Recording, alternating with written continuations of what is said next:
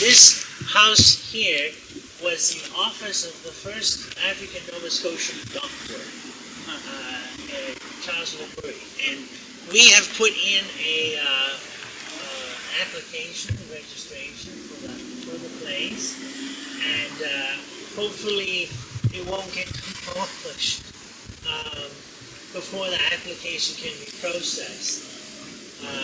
And it's a really beautiful example of Halifax architecture, because it invokes like a Queen Anne style, but also has like a flair of the Second Empire. It has like a mixture of architecture, and that's what makes these places in the North End interesting. And also, if you walked around, you don't get this more in the south end of the city, but the spiral of the turrets is more peaked and has more sides to it than the ones in the south end are kind of have more two-sided slope like this, or they're very round, they're perfectly more cylinder.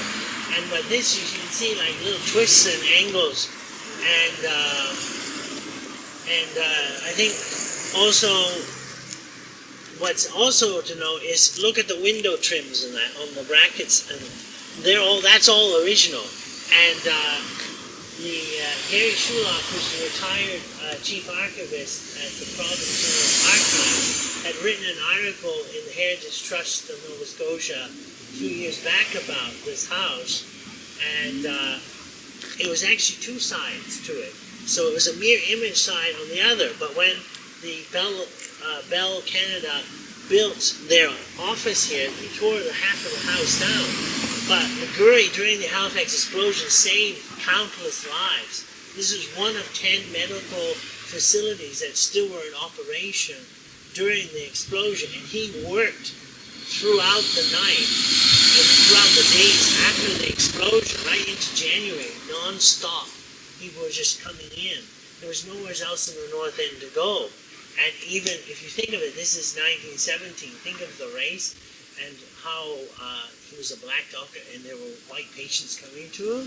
Like, think of that, like in the context of the time period, that it was that Africville at the time was not put on the demolition damage map.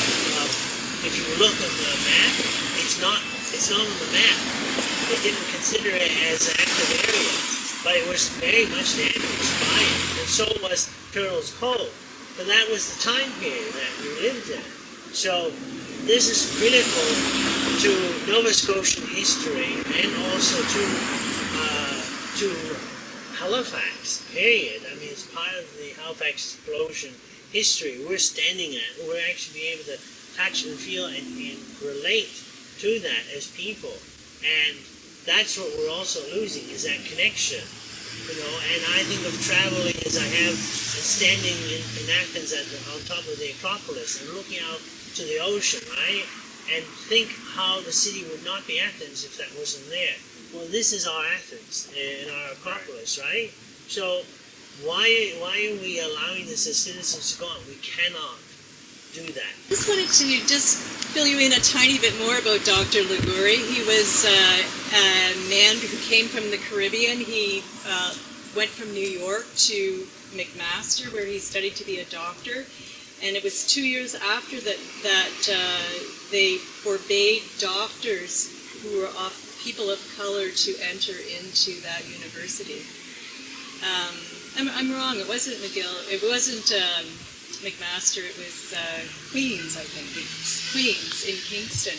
And that stayed on the books until the 60s.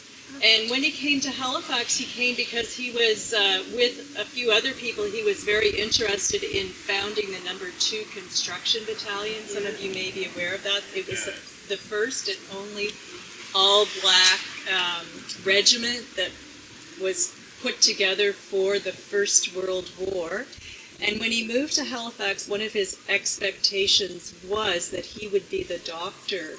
And as you know, many news items have recently, or not many, but some have let us know that they were there was so much bias and prejudice against black or African Canadians that they wouldn't allow them to have guns because they didn't believe that they would be able to sincerely from their hearts defend Canada. And so the number 2 construction battalion became a battalion of constructors. They were given shovels. And that was their role, was to dig trenches and so on.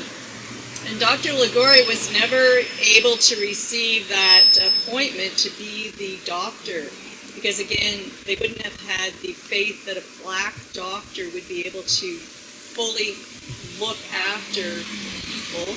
And it was appointed to a white doctor. In fact, it was Anne Murray's grandfather.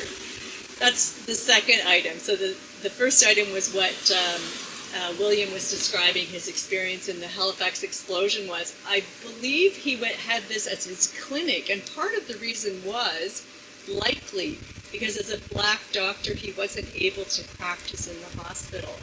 And the reason he treated so many people is because, yes, he did have a clinic available, but he also treated many people who wouldn't have had access to medical services. Many of them were poor, and many of them were other ethnic groups, for example, Chinese and so on. And he really probably ruined his health through that time period where every day he was seeing 100 or 180 patients, and then overnight he was going out and visiting other people who were ill.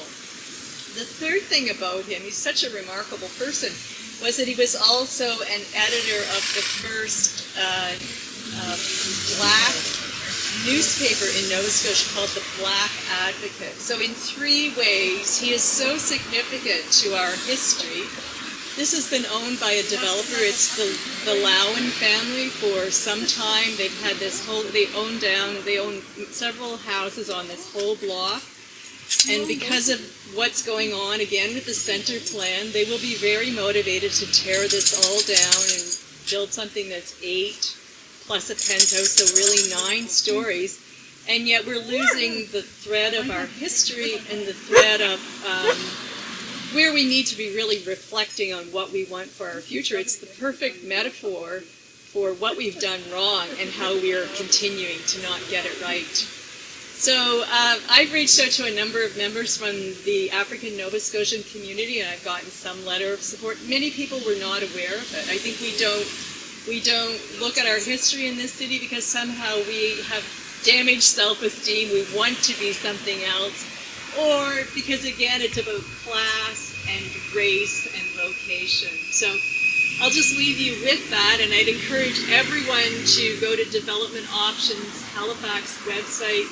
And if you've already received the link to the petition to stop demolitions, I hope you'll sign it and spread it far and wide. It has to go, this decision to stop demolitions has to come from the Premier, just like he overpassed what the municipality is doing on affordable housing. He can do exactly the same thing to say we have to stop demolitions.